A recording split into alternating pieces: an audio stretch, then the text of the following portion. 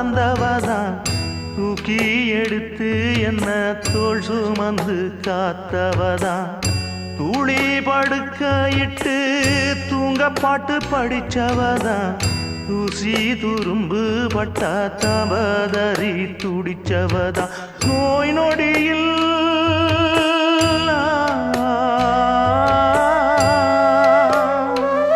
நான் நோய் நொடியில் விழுந்தா அவ பாய் படுக்க இழந்தா தன் வாய் வைத்த மறந்து என்ன கோயில் கோலம் சுமந்தா அன்னமே அன்னமே அன்னை சொல் வேதமே சொல்லத்தான் ஒரு வார்த்தை போதலியே